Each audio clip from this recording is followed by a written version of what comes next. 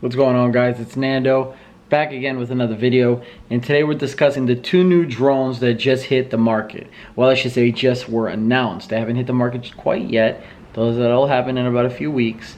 But nonetheless, we have GoPro finally entering the drone market after a lot of speculation, a lot of talk that it was going to happen, and they finally did.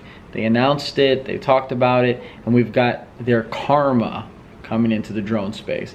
Then we have DJI, who is well established, probably the biggest brand by far in the drone market, coming out with they're calling the Mavic Pro.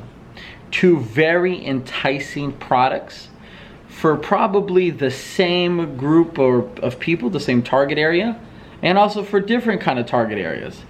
So what we've got is GoPro leveraging the fact that they are known for their action cameras, right? So they announced the Karma, which costs $799. So $799 gets you the actual drone itself with the controller that has a built-in screen. You don't need a phone for it. The backpack, I believe, a stabilizer, and the little gimbal that goes with the stabilizer, the hand grip, but it's like a 2-in-1. That's $800.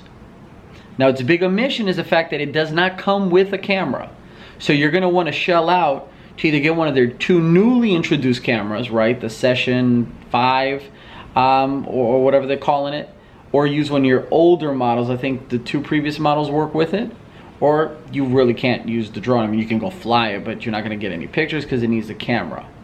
Now, DJI has their Mavic Pro that starts at $749 for the drone itself, their 4K camera that shoots 12 megapixel stills, and no controller, because you can use your phone of any choice or your tablet, whatever you want to do.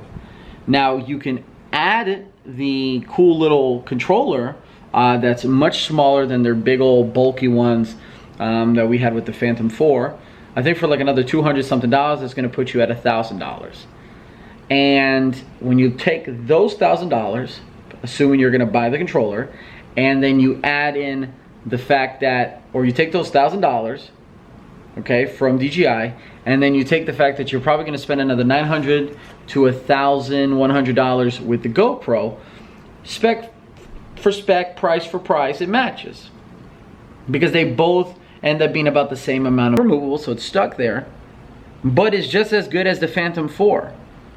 So if you're DJI, you bring out the Mavic and you reduce its size to that portability aspect, the fact that that darn thing can almost fit in some pockets, I mean, it's going to be bulging up, but come on, that's crazy.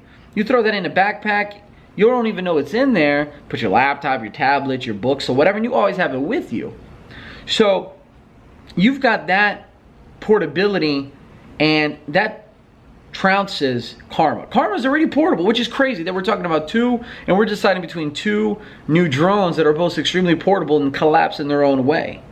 Now, if you're thinking about getting the DJI, you're probably going to want to get the remote, so you're probably going to spend another $200 and you're looking at $1,000.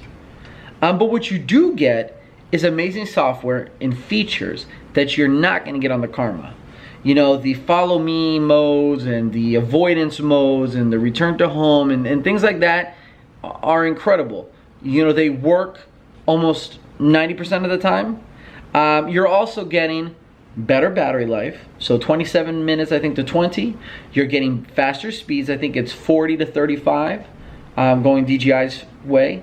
And you're just getting that software that you know you're going to have more fun, and it's going to allow you to do more things. So I don't know about you all, but I'm torn. This is exactly what I've been looking for in terms of joining the drone market, and I don't know what to get. At first I was leaning towards the Karma. They hadn't announced the Mavic yet. Now they announced the Mavic, and I really don't know.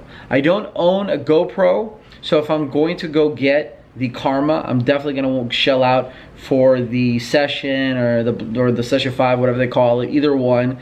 And if you do get it together, you do save $100, so it's kind of like a bundle, so you have that incentive also going for GoPro's Karma way. And then you have the apps that GoPro's touting, Splice and Quick, and their cloud services that allow you to transfer and create and really make things that are going to be unique and interesting. So I think if you're someone who's looking to get into the market, it's hard to turn down Karma. It's hard to turn down all of that you're getting for $1,000 if you include the camera. And if you don't include the camera and you already have one, you're saving $250. You're getting yourself the drone, the stabilizer, the software, etc. And if you're also thinking about, you know what, I know what I'm getting with DJI. I know I'm gonna get some good quality out of the Mavic.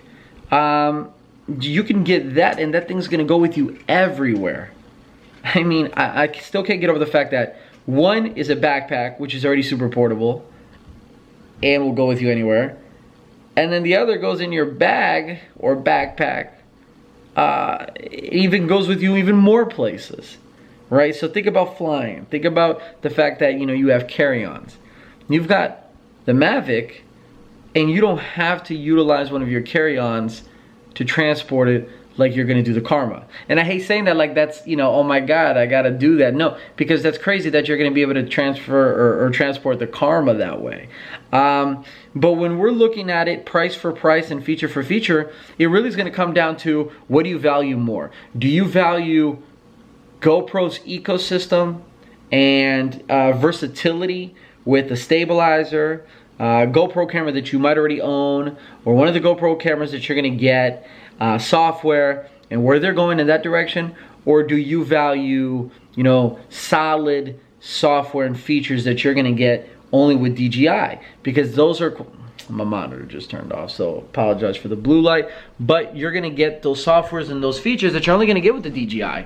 And you're not gonna spend more than $1,000, and you're gonna get a 4K camera with almost 100 frames per second recording and things like that. Or I'm sorry, 4K camera with 30 frames per second, or 1080p with 100 frames per second. It's good, it's crazy.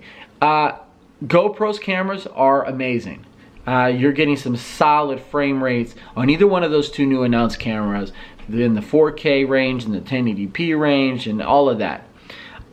Me personally, I think I'm leaning towards the Karma, because I think that the times that I'm going to go flying with my drone, or the desire to go use my drone, I don't think that's going to happen as often as I'm going to want to maybe grab some awesome footage with the stabilizer and the camera on the day-to-day life situation. I think the fact that the Karma already fits in a backpack, I can leave that sucker right there on the side of my, you know, my room, and if I'm going somewhere, put that backpack on my shoulder, I'm good to go. I don't have to think about it because it's already portable. And on day-to-day, I can just take that stabilizer with me with my GoPro, and I've got all that amazing footage like that. But at the same time, man, is that DJI Mavic tempting. Anyways, guys, that was just a little rant, a little comparison, a little side-by-side. What do you guys think? Are you leaning towards one or the other? Do you already own a GoPro? So to you, that's perfect that the Karma exists. Were you thinking about upgrading? Do you already own a Phantom of any of the kinds? Like the 4 is their top model right now, and that thing is bulky. It's great, but it is bulky. That remote control, I'm sure we've all seen Case Neistat's vlogs and iJustine's or whatever. And those Phantom 4s, I mean, they're not portable, right? So this obviously was made to eliminate the fact that that thing was becoming a hindrance in creating and having fun. And honestly, I think that if that camera on the Mavic is as good as they tout it is, I really think that that might be the way to go if you're more focused on having a drone for drone's purpose and flying. I think that if the camera on the Mavic was removable, then I think it would have been game over. Like, I think that it would have been a no-brainer to go and get the Mavic because of its portability. But it's not. And you can't take it off on the Karma, so I think I'm leaning that way. But nonetheless, guys, let me know what you think. I'd love to hear from it. I'd love to hear from you guys and see what you guys are thinking. Let's go Mets, all right? We're trying to make a push to the playoffs. And nonetheless, I'll talk to you guys in the next video. Please subscribe and comment, like the video. I appreciate it, guys. I'm out. Peace.